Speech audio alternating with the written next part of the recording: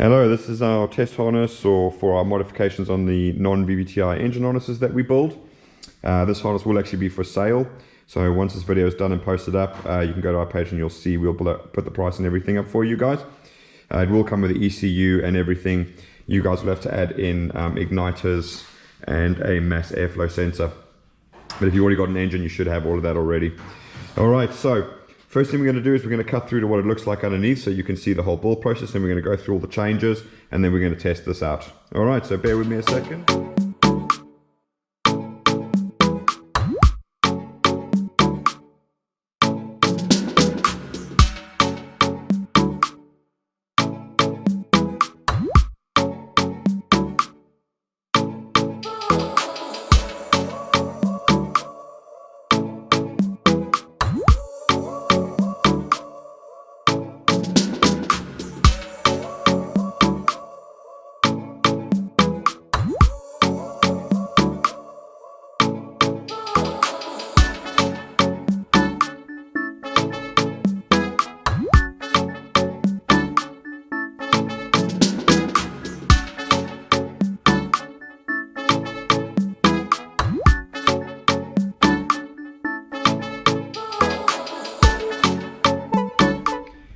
Okay, so that's what she looks like underneath. And what we're going to do now is I'm going to go through the harness, how it's laid out, and then we're going to go through all the changes.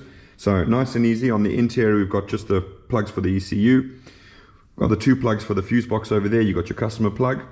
Then coming down along here, you've got your grommet to go into the engine bay. This is for a right-hand drive vehicle, as you can see from the engine. Coming out of here, we've got the plugs for the igniters. So we've brought it out here so you can put them on the firewall, keep them away from everything else. They just need a good ground. Obviously, we're grounding them on the block over here. Following that along there, then you'll come out to your molded T-piece boot, and that's going to split it into the two sections, one going there, one going there. So first of all, I'm going to go this way. So coming out of here, you just have a long section over here. You'll see none of the connectors come out of here. We'll go through that in a minute. Coming down to here, then you've got a breakout to go to this cam sensor over here. Coming down along here, and you'll see there's a metal thing with a clip normally there that you can clip it down to. Coming down to here, we've got your coil plug over there. Then going through down here, this little hole you can see going down there, it goes down there through that hole over there, and then you go into your crank sensor over there. Then you're also coming out down there and you're going to your oil pressure switch over here.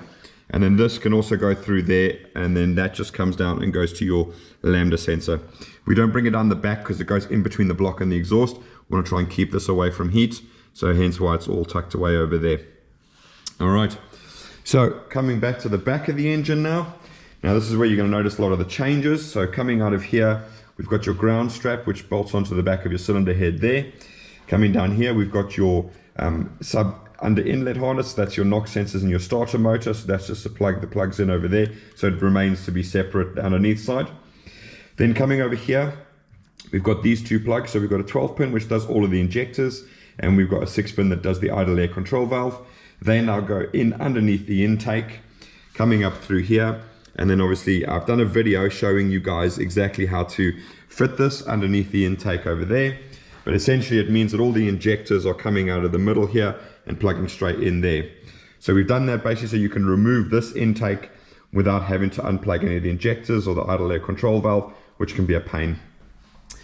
We haven't included the TPS in that sub harness because you do have to remove the throttle in order to get the inlet manifold off, so there was no sense in incorporating that as well. But then coming down along here, we're just going to have a branch that goes through there. You're going to only have one breakout for the TPS, so that's the only one that's coming out there. Then coming down the front here, you're going to have a split over here, and from here you've got your engine it's a bit hard to see under these covers, but you've got your engine coolant temperature sensor, you've got your single wire temp sensor coming out there. Going down underneath here, you've got your cam sensor that's going to plug in there, and then obviously you've got your plug for your coil, which goes underneath there. The rest splits off and comes down to here. You're going to have a breakout about here, and that's going to go off to your mass airflow sensor. This is obviously normally on a rubber tube, so it's a little bit further, so we've got plenty of slack on that. And then coming down here, we have got the alternator plug, which pops out over there, and we've got the lambda plug, which goes down here again keeping it away from the heat from the exhaust, so that can all be tucked and sort of put away against the sump itself there. All right, alternator looks weird. This is a 3UZ alternator. They've got the same plug, the same wiring as that, and you'll see a 3UZ alternator just bolts straight onto a non VVT-i, no problem. You'll see I've got nothing in the power steering pump. You don't want to run a power steering pump dry without anything on. I've actually gutted this power steering pump, so I've taken all the gears and everything out and effectively just using it as kind of like a pulley, just so I can get the alternator to charge in this particular case. Right, so that's basically the changes that we've made. Obviously we've got the injector and the idle air control on a sub harness, so you can pull this all across. I have done a video on how to install that, so if you want, go and watch that and it'll show you exactly how to take this all apart and do like sub harness, which has always been there before. And it makes the harness like a nice little section over there, so you can remove the whole intake to do the starter motor without having to unplug anything other than these two plugs over here. Everything will pull off. Right, coming back to the interior now, the only plug that you need to connect inside your vehicle is this 9-pin plug that we've got over here. Now obviously I've taken these out to do testing, but you've got a 14 gauge red which supplies permanent 12 volts, not ignition 12 volts, permanent 12 volts. It supplies permanent 12 volts because the ECU stores all the codes. And if you take this to an ignition source, then what's going to happen is every time you turn off your ignition, you're going to reset the ECU and it's going to make diagnostics incredibly difficult. All right, we've got a 16 gauge gray wire here, and that's for your fuel pump because that's controlled via our fuse box. So that you can take straight to the 12 volts of a fuel pump. Coming over to the rest of it now, we've got our black with our red. That's our ignition source, so that's going to turn the whole system live. As you'll see in a minute, I'm going to power that up. Then we've got your black with your yellow. That's your starter signal, so that requires a 12 volts to crank the starter motor over. That is taken care of via the relay in the fuse box, so this is not connected directly to the starter motor, so you can use 20 gauge wire, no problem there at all. Coming further down, we've got yellow with the red. That's your check engine light, so you'll see we've got it hooked up to here to use our dash, so we'll have the check engine light popping up there. We've got yellow, which is a tacho signal, and that again we've got it hooked up to the dash so we can see the tacho signal is being put out. Then we've got pink with a blue, that's your alternator light. So these are connected to two LEDs just in place of lights. This is communicates via MPX, so you can't connect it directly to the cluster. So we've got our alternator light over there, and then we've got yellow with a black tracer, and that is our oil pressure switch. So that's the one you see that's already lit up, because obviously the oil pressure switch is giving it ground, and we're giving it a permanent 12 volt supply to the other side of the LED, so that's all fine. And then last but not least, we've got the yellow with a green. Now that is the one that's connected to the single wire temp sensor over there. In this case, we haven't actually put a connector on. We've left that wire loose simply so that anybody who buys the harness, because we don't know who's going to buy the harness yet, but obviously they can then physically attach whatever sensor they want to that one. And obviously everything is labeled, so that's labeled as temp.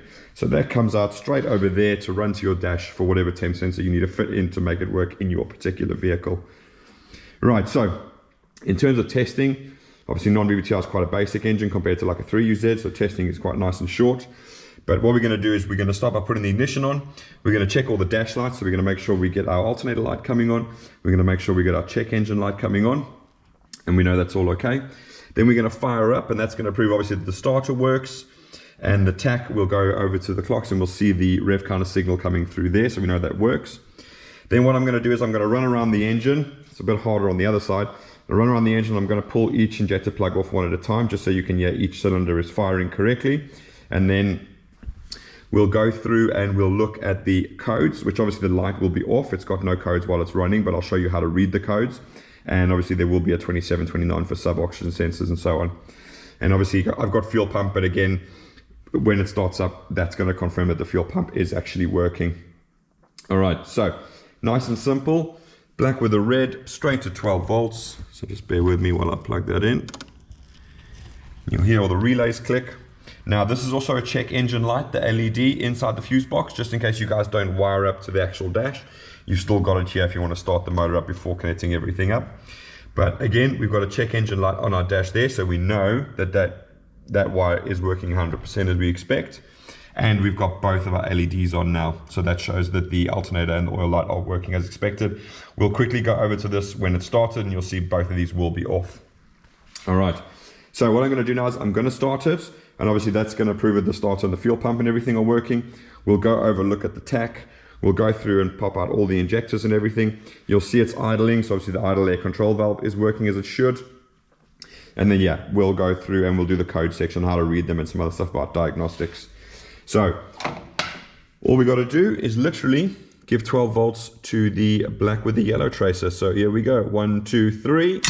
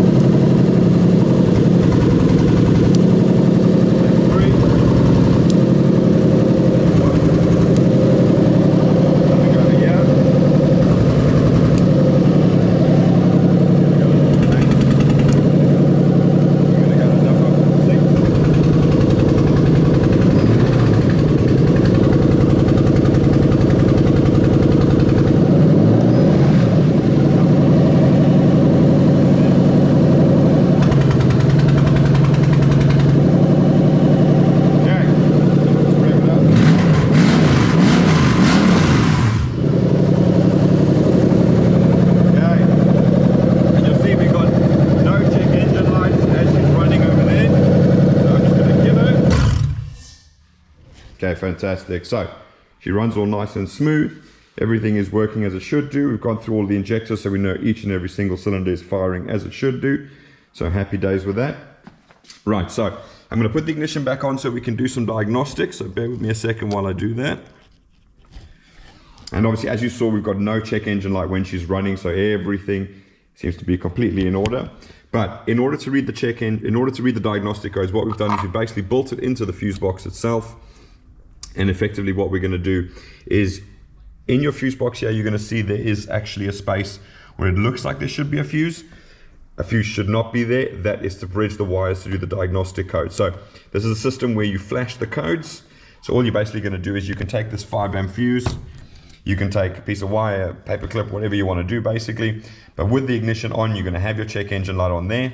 You're going to bridge these two over there, and it's going to start reading the codes to you. So you'll see both lights will start flashing.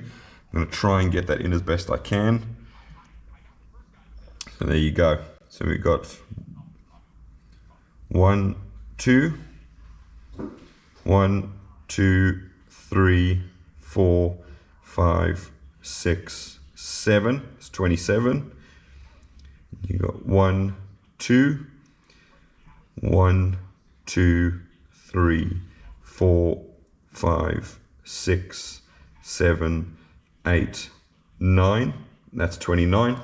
Okay, I'm not going to go through the other ones, but anyway, that's how you read the codes. Like Morse code, you just group them together. So you got 2 and 7, 27. You got 2 and 9, 29. When it gets to the end of the codes, it'll have an extra long pause, and then it'll start again from the beginning. So if you're writing the numbers down, 2, 7, 2, 9, and then you'll see long pause, and then it'll go 2, 7, 2, 9, 27, 29.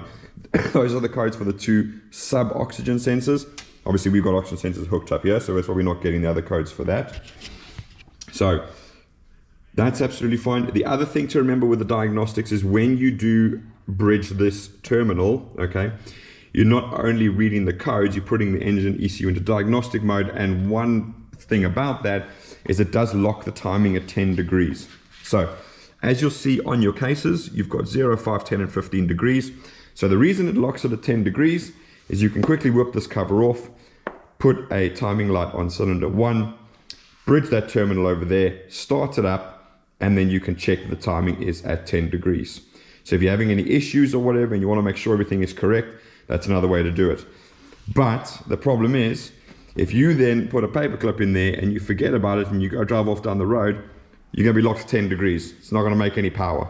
All right, so just be careful. Do that when you want to go in diagnostic mode, but do not leave it in there, otherwise you're going to have a bad time. All right, but yeah, so anyway, this will obviously be going up for sale now. We'll put all the details, including a quote and everything that's in there for you guys. It will include the ECU.